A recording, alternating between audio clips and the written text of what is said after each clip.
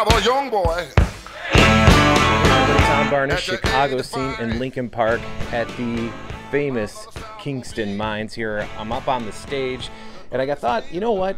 I've done a lot of stories lately about things surviving the pandemic and coming back and what really makes Chicago a unique place. And you know what? There's no better place in Chicago that is more uniquely to Chicago than Kingston Mines. And this is the stage on one side of the venue. There's another stage on the other side. But before I get to that, I wanted to talk to my friend Lisa. How are you? Good. How are you, Tom? I am doing well, Lisa. Thank you for coming in early. You run Kingston Mines along with your family. You said it's a 5 siblings, kind of all contribute after your father's passing back in 2018. For folks who don't know your father or even the last name, why don't you introduce yourself and your father who kind of started this whole thing? I'm Lisa Pellegrino, and my father was Doc Pellegrino, and he absolutely loved running a club. Yeah, you were mentioning that he lived upstairs. He lived well into his 90s. He's even looking out after you back there as that painting right next to the sun in the back. But where did the name Kingston Mines come from and the whole vibe of the sun? And I mean, it's a synonymous logo with blues here in Chicago and not actually all over the world for Kingston Mines having that footprint. But where did the concept come from? Well, originally Kingston Mines was a not-for-profit theater company, and out front there was a little cafe called the Company Store, and my father bought into the Company Store, and the theater company housed the original production of Grease before it went to Broadway, but eventually fell by the wayside, and the Company Store cafe carried on, and it went through a number of different genres and poetry readings and bluegrass and R&B, and the one thing that was the most popular was blues. And this has been around for over 50 years. So you're talking over 50 years ago, your father was kind of just trial and error and seeing what Chicago really wanted, and people kind of told him by just what became more popular, and that was blues, right? Yeah, absolutely. And here we are over 50 years later, and this is what, the 3rd or 4th location of Kingston Mines? I think it's the 4th location. Right, I think a lot of people might not know that just because it's been at this location for the better part of what, since the 1980s till about now. But the last location was a famous spot in Chicago where the big giant rock and roll McDonald's was/is now. But you move from that location up this way. Your dad had the apartment above, and it's been blues here ever since, right? Absolutely. And you, as a family-run business, you and your sister spent a lot of time here. I was mentioning, or I was talking with you off camera here, but what's it take to run a blues club, especially one like this where you work late hours, there's a lot of people that come through here, you survived the pandemic. I mean, was that the most difficult time in the tenure of Kingston Mines for you? Well, it was very challenging. Sure. It was absolutely challenging. And we were lucky enough to get some private loans, and we had a GoFundMe page, and it got us through. And we were able to, get the whole operation up on its feet, and then take one step, and then another step, and then another step. So right now we're at Thursday, Friday, Saturday. We'd like to get open a couple of more days a week and eventually get back to 7 days a week. Right, because that's what you guys were famous for, 7 days a week, live blues. 2 stages, 2 rooms, 7 days a week. And before I hop into just the way this whole place works, as far as just running the club day to day, you're telling me 70 to 90 hours a week. I mean, it's a full-time obligation for you, but it's a labor of love, I imagine. It is. It absolutely is. And it keeps you busy with just people. I think people might forget what it entails of just ordering things, making sure there's enough of this, make sure the sound equipment working, and all that other stuff that all goes into it, just down to replacing light bulbs, right?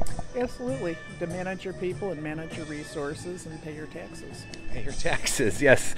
Pay the tax man. But the vibe in here, this was your dad's vision. I was asking you earlier, like, what is something in here that is your dad, totally your dad? And you kind of just said this whole place is totally your dad, right? It absolutely is. As far as like the decor and the orange and the white and everything else, and the name was named after a town in Illinois. I didn't know that. Yeah, that was one of the co-founders of the cafe that our father bought into, was from Kingston Mines, Illinois. Yeah. And where did the color scheme come from? Or was it just something wild that your dad wanted to do? I think that was something that our dad wanted to do. He liked orange. For the folks who have never been here before, maybe haven't been here in a long time, explain the process when you walk in. Like, what should people expect with the 2 stages and the food and everything else? It's almost like 2 venues in one.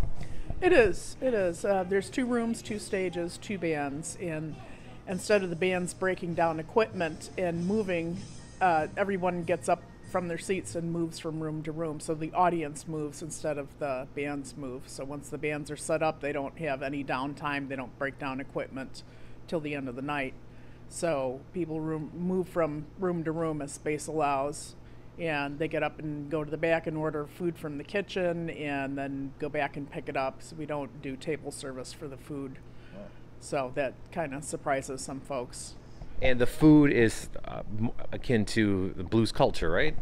Well, a lot of it is southern fare. There's ribs and catfish and red beans and rice and shrimp and chicken, black and fried or grilled. And we do wonderful salads and just a variety of things. So on a typical Saturday night, how many people would you say come in, even pre-pandemic times? Like, just because of the onslaught of people from one side to another, and sometimes you come in here and it doesn't really matter, both sides are packed. Absolutely. We hold 400, so on a Saturday night we can have every bit of 400 in here. And sometimes people, when the band goes to the other room, sometimes people like to stay where they are so they can have a quiet conversation while the band's in the other room. Right, and you can grab some food and whatnot, but the entire space in here decorated with the blues theme. You have like a history of it on one of the walls here. Was that all your dad over the years adding to things, or was this kind of how it was when he opened it, or has he done the steady add things over the years and you guys have continued that? Yeah, it's evolved. It was his vision, and it's absolutely evolved. When folks come to see a show, what time do bands start and what time do they stop playing on a typical Friday, Saturday night? Well, we're open at 7 o'clock. And Friday and Saturday, Thursday and Friday we're open till 4 in the morning. Saturday we're open till 5 in the morning. So on Thursday the music starts. I get my days confused. Friday and Saturday the music starts at 7:30 with the acoustic set, and that's 7:30 to 8:30. And then the first full band set starts at 9 o'clock and goes to 10:30. And after that the bands switch off playing every hour. So at the bottom of the hour, the music stops, they go to the other room, but there's really no downtime because one band stops and the other band starts. And I think the really unique thing, among many unique things here, is the kind of the tables that you have. Where, in the background there are these skinny tables to pack in as many people as you can, but basically just room for your drink. Kind of just want your drink, right? Well, our father didn't like the idea of round tables because if there's 2 seats open at a round table, other people aren't super inclined to sit there. But if it's a long table and there's 2 seats open at the end, other people are more likely to want to sit down. Interesting. Yeah, and we're working on getting bigger tables. I love them. I think they're very unique to Chicago, but I mean, obviously this is your dad's legacy, this building that we're in, and it's been in the family, been going for 50 years, now run by you and your siblings. But is there something that you're most proud of in the years that it has been part of your family? Well, there's so many things. I mean, it's an integrating force because we get people from all over the world, from all walks of life, and they come in and they have a good time, and what they all have in common is they love the blues. So I just literally have met people from all over the world.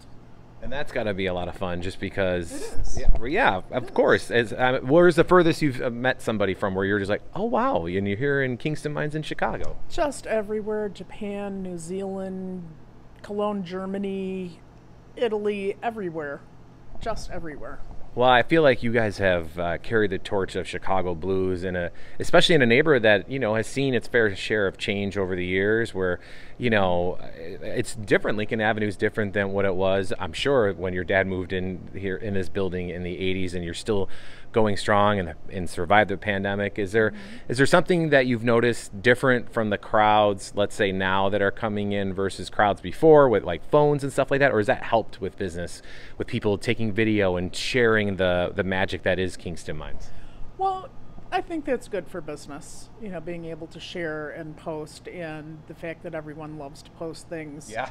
And, you know, it's their enjoyment of it, and they're sharing their enjoyment of it. And the music is so wonderful. Why wouldn't they? Right, exactly. You even have signs on the wall. I'm speaking of one specifically where it says dancing allowed, because what's a blues club if nobody's dancing, right?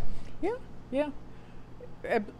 Absolutely. And it's so uniquely Chicago. I feel like it's just one of those things where when you think of Chicago and you're sending people who maybe have never been here before, and they're like, what should we go check out?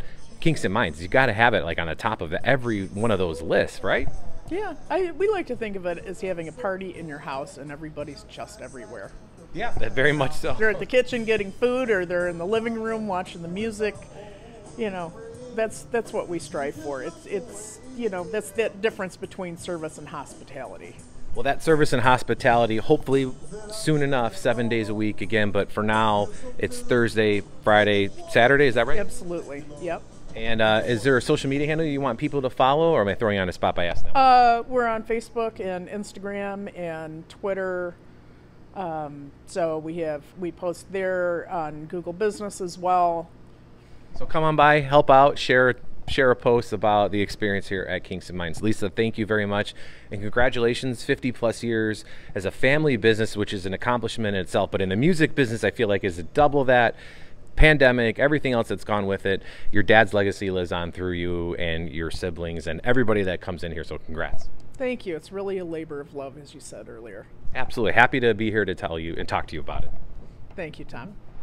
All right, that's the story here at Kingston Mines in Lincoln Park, TBARNAS at WGNTV.com. If you have a suggestion for the Chicago scene, that's tbarnes at WGNTV.com. We'll see you guys later. Take care.